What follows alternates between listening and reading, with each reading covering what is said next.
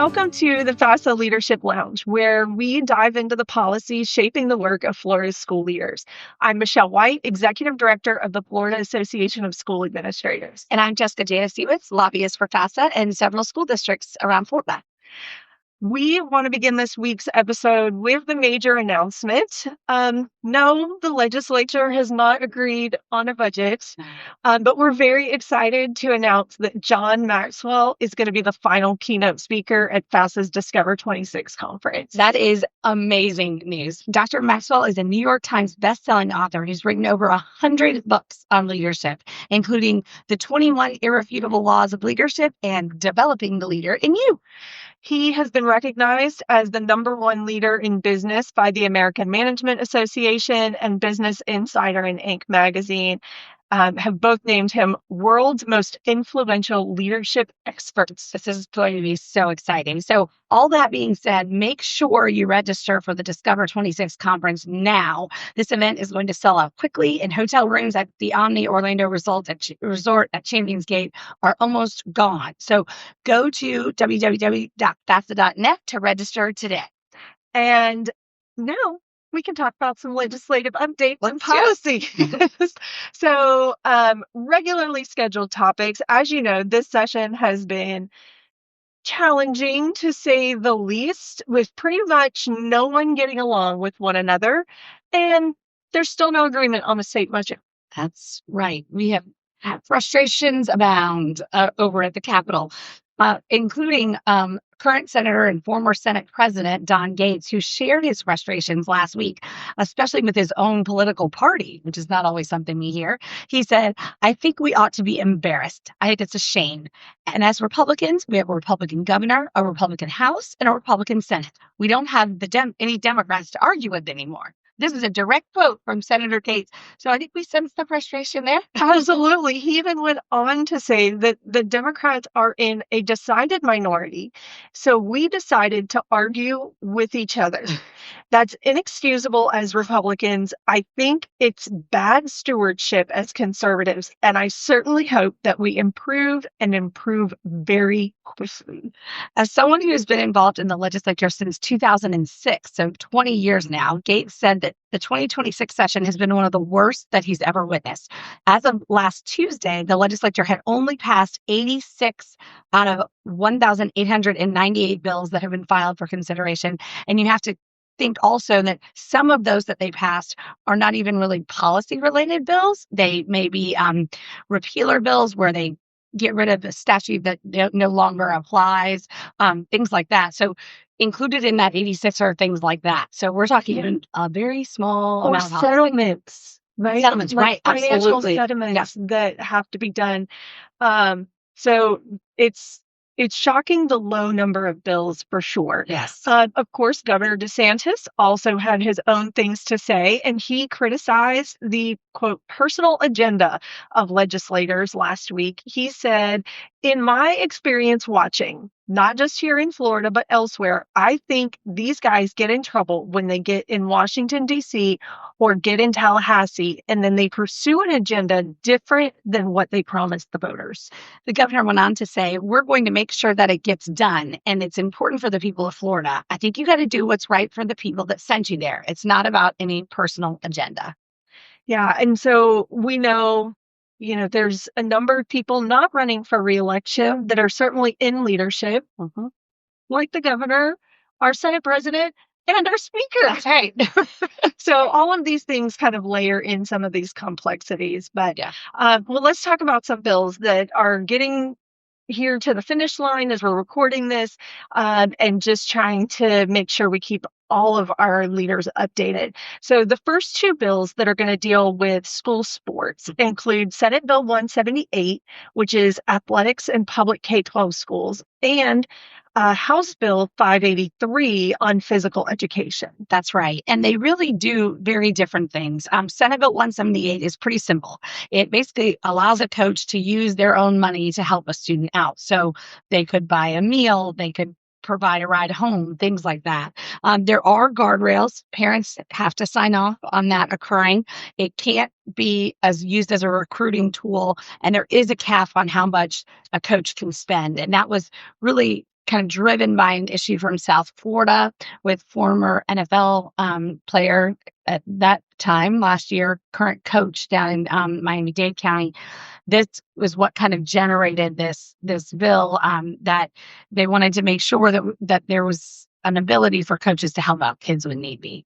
For sure. So now let's talk about the other bill that I had mentioned, and that it's a whole different beast. Yeah. It rewrites the rules for extracurriculars, who can play, transfer rules, booster funding, appeal rights, even how the athletic association works. So basically, Senate Bill 178 helps individual kids in real life situations, and then this companion-ish redesigns the entire system. That's right. So essentially, we did have a situation where statute was really lagging behind, or at least the governance of the high school athletic association. There are certain requirements in the statute that they are governed by, and as we've seen more and more choice options come into our system, there was some lacking in what the practice was. We have now everything from homeschool kids, charter school kids, traditional public school kids, kids that are on the voucher, you name it. We've got so many different types of students, and there were conflicting things in statute about who could play and when and their different eligibility. So they really wanted to work that out so that everyone would essentially have the same level of eligibility. It wouldn't be one set of rules for one set of students and one set for another. So both of these bills have been engrossed and enrolled, which is basically the process by which they are finalized. They make sure everything is, all the statutory references, things like that are all correct. And then they will be sent to the governor for his approvals. And that is, of course, up to legislative leadership when they decide to send those bills. Another bill that's ready for the governor is House Bill 1201, which is student health and safety. This bill strengthens how Florida schools support students with epilepsy and seizure disorders. It updates seizure action plans to be more clear and comprehensive. It expands which school staff must be trained, including teachers and bus drivers, and extends that training's validity for up to 5 years. It also requires schools to post seizure response posters and making emergency care hopefully faster and safer for students. Another bill, Senate Bill 1062, which we have certainly discussed before, it is in its final stages, and it makes a Florida national leader in speech and debate education. It creates the Florida Speech and Debate Hall of Fame. It designates an annual speech and debate week and establishes the Florida Debate Initiative as the statewide organization supporting K through 20 programs. It expands teacher training, student access, competitions, and funding, while also strengthening civics, critical thinking, and leadership statewide. There are a few other bills that are getting close to heading to the governor's desk. The first is Senate Bill 824, School District Unimproved Real Property, Senate Bill 182, School Teacher Training and Mentoring Program, and Senate Bill 124, dealing with the Florida virtual school. So let's take a look at these. For sure. So first, let's talk about Senate Bill 824. This bill increases transparency around land that's owned by Florida school districts. It requires districts to report all unimproved property, meaning land without buildings, to the Department of Education each year, including the size, location, value, and the current use. The state must then publish a statewide report to support smarter land use, long-term planning, and public accountability. That's right. And next is Senate Bill 182. This bill actually started out as a pretty narrow bill. It was just creating a statewide teacher training and mentoring program, which was aimed at improving teacher quality and student achievement. It allows experienced and retired teachers to mentor new or struggling teachers, especially in lower performing schools, with stipends that are potentially there for mentors and to help encourage them, obviously, to participate. The goal is to have stronger classroom management, better instruction, and improved outcomes for students.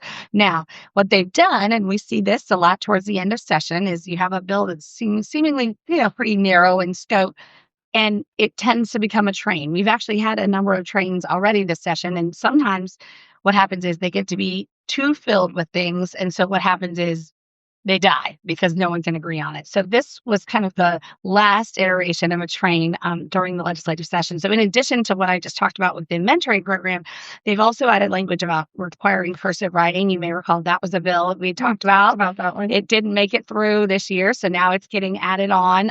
There's also language regarding charter schools that are under increased scrutiny because of their school grades, that they can't dismiss any students during well or under that period.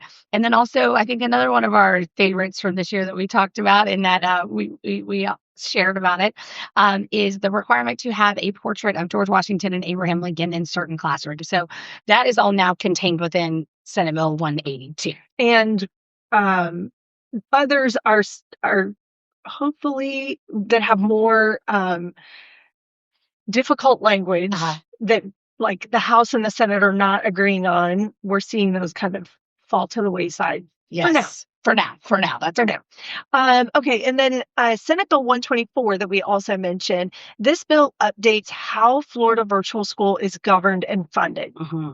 It removes student enrollment priorities, gives the school more flexibility to generate and use supplemental revenue, and streamlines oversight of finances and staff. Mm-hmm. The goal is to really modernize Florida virtual schools operations, strengthen accountability, reporting, and support a more sustainable technology-driven model for online education statewide. And we know Florida virtual school really has been a model across the country for delivering education in this way. That's right. And so most of the bills that we've talked about thus far have not been too controversial. That has been seemingly kind of a theme this year. We haven't had a lot of the more controversial bills actually advance, but there was one that drew a lot of attention that is actually going to be heading to the governor's desk, and that's Senate Bill 1296. The bill is entitled Public Employees Relations Commission, PERC. Some of our members may know it as from that acronym.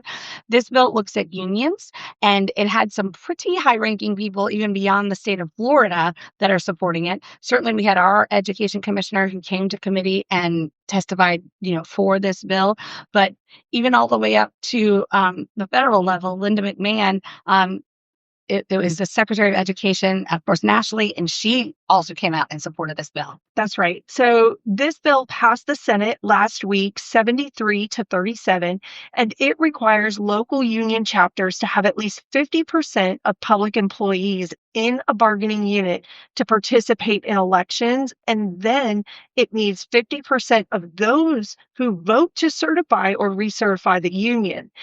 The bill's sponsor pushing the measure, Representative Jenna Persons-Maleka, a Republican out of Fort Myers, said that the state constitution creates a right to collectively bargain. And that right belongs to public employees, not the unions. The unions that are doing their job to represent our hardworking Floridians should be in favor of this bill, she said on the House floor.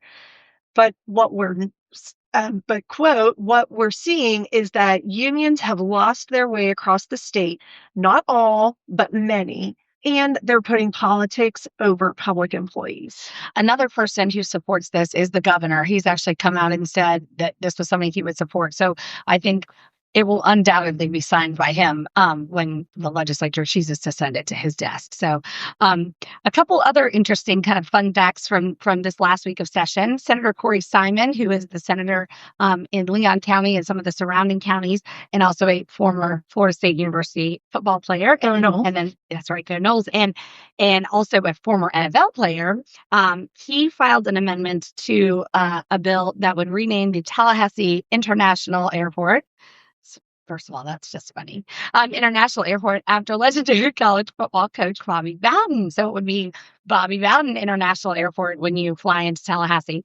And also the outgoing senators and representatives got a chance to do their farewell speeches. That is usually a pretty long event in the House because they have so many people. They do limit the time. The Senate does not. So, for example, one day this week, there were two senators that did their goodbyes, and it was the entire morning and afternoon. I don't think they started hearing bills until I think like 4 o'clock or so in the afternoon. So it takes up a good bit of time. And they give other people the opportunity to speak. That's right. As well. So the senator gets to say their goodbye, but then others get to also say goodbye on top of it. It's a lot. And if you're somebody who's waiting for a bill to come up and be heard, and it seems like it can get quite lengthy, and people get anxious about what's going to happen with their bills. And that's just kind of the nature of the last week or so session. But it certainly is an indicator that session is ending. And of course, it is technically going to be over, but obviously without the budget done, it is not going to be over. And so we will certainly have more to cover when they decide to come back and do the budget. That's right. And right now, there is nothing concrete as to what that's going to look like and how they are going to get the budget negotiated. Last we heard, there was a $1.4 billion difference between the House and the Senate. So there's a lot that they have to come to agreement on. And we know that they will be back for special session on congressional redistricting in April 20th to the 24th. So more updates to come. And we just want to thank you all for listening. It has been an interesting legislative session this year, and we'll continue to bring you updates as legislation moves forward to the governor and then, of course, into the rulemaking process. Thank you for listening to the Leadership Lounge podcast presented by the Florida Association of School Administrators. Today's podcast was hosted by Michelle White and Jessica Janasiewicz. The podcast was produced by Jeff Willoughby. Make sure to subscribe to the podcast wherever you listen to your favorite podcasts. New episodes are released each Monday. For show topics, suggestions, questions, or comments, please email communications@fasa.net. We hope you enjoyed the show.